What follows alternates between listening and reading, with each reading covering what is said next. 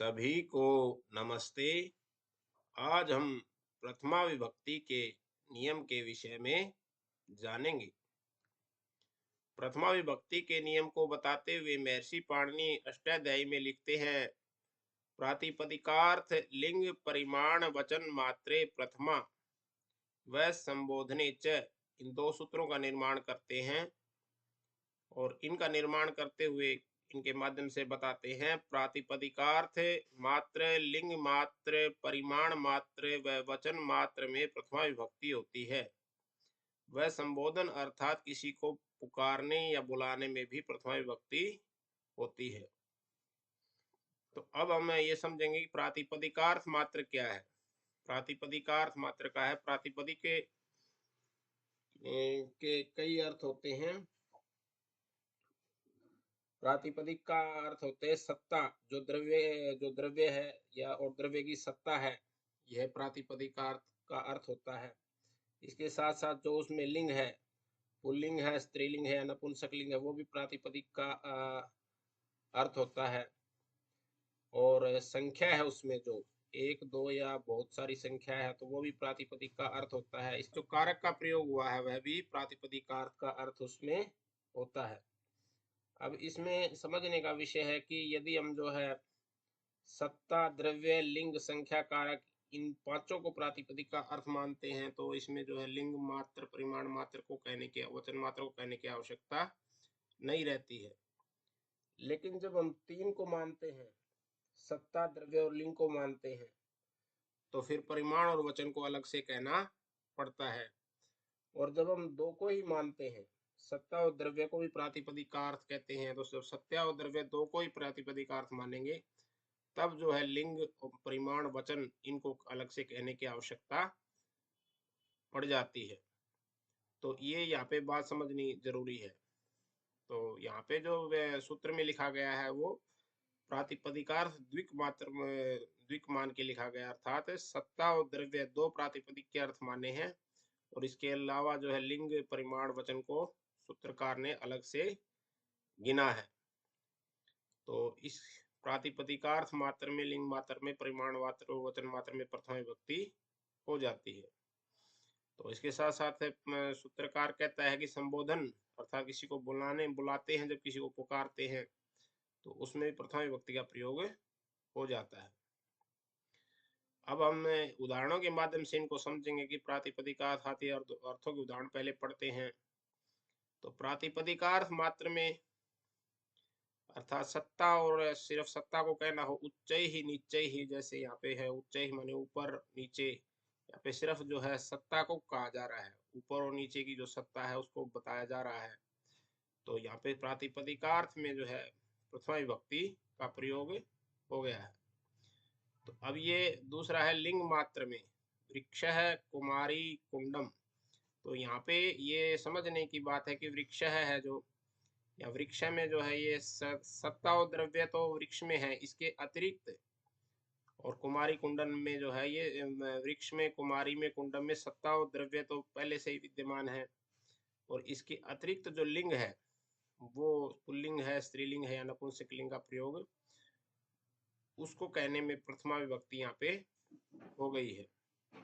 अर्थात जो सत्ता और द्रव्य से अधिक जो लिंगाधिक्य में प्रयोग हुई है। परिमाण मात्र में यहाँ पे आडकम, द्रोण है, खारी, यहाँ पर जो है परिमाणाधिक्य में हुआ है, अर्थात आडक, द्रोण और खारी में जो है ये सत्ता और द्रव्य पहले से विद्यमान है, और यहाँ पे जो परिमाण अर्थात जो नाप तोल का आधिक्य है इन शब्दों में, उसको कहने में प्रथमा विभक्ति हो गई है। अर्थात परिमाणाधिक्य में यहाँ पे प्रथमा विभक्ति हुई है। तो यहाँ पे आडक, द्रोण और खारी, ये जो है आप सोच रहे होंगे कि ये यहाँ शब्द कैसे यहाँ पे रखे हैं। तो ये आडक, द्रोण, खारी जो है प्राचीन काल में मानव के नाम होते थे। अर्थात 3 किलो के लगभग का ये आढ़क होता था, और इतने 12 किलो के लगभग का द्रोण होता था, और 16 द्रोण के बराबर की एक खारी का मान होता था। तो ये सब प्राचीन काल के मान है। तो अब वचन मात्र में यहाँ पर जो है प्रातिपदिकार्थ अर्थात सत्ता और द्रव्य से अलग जो है यहाँ पे वचन एक दो बहुतों का गणन किया गया है, तो उनको कहने में यहाँ पे जो है प्रथमा विभक्ति का प्रयोग हो गया है, अर्थात वचनाधिक्य में। तो लिंग मात्र का मतलब सत्ता और द्रव्य से लिंगाधिक्य में, परिमाण मात्र का सत्ता और द्रव्य से परिमाणाधिक्य में, और वचन मात्र का सत्ता और द्रव्य से वचनाधिक्य में प्रथमा विभक्ति हो जाती है। और प्रातिपदिकार्थ का तो बता ही दिया, सत्ता और द्रव्य को कहने में प्रातिपदिकार्थ यहाँ पे लिया गया है।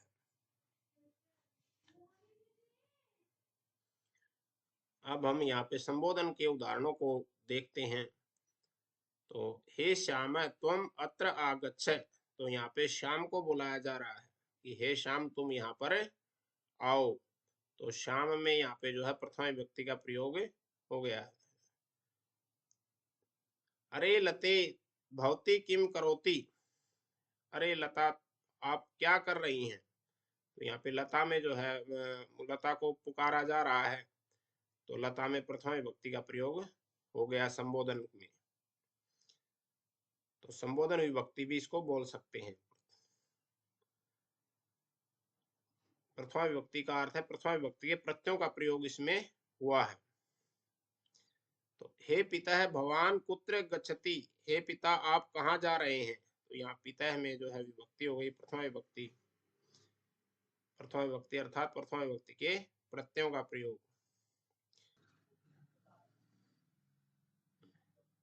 भो हरे त्वम किमर्थम रोदिषि, हे हरि तुम किस लिए रो रहे हो। तो यहाँ पे हरि में जो है प्रथमा विभक्ति हो गई है संबोधन को कहने में, तो हरि बन गया है। भो ब्रह्मचारिन त्वम की पठनार्थम गुरुकुलम गच्छ, हे ब्रह्मचारी तुम पढ़ने के लिए गुरुकुल को जाओ। तो यहाँ ब्रह्मचारिन में प्रथमा विभक्ति का प्रयोग हो गया है संबोधन संबोधनीचय सूत्र से। तो आज हमने प्रथमा विभक्ति के प्रयोगों के विषय में जाना कि प्रातिपदिकार्थ को कहने में प्रथमा विभक्ति होती है, प्रातिपदिकार्थ का क्या अर्थ होता है इसको हमने विस्तार से वीडियो में बताया है। और इसके अतिरिक्त संबोधन किसी को बुलाने पुकारने में प्रथमा विभक्ति हो जाती है।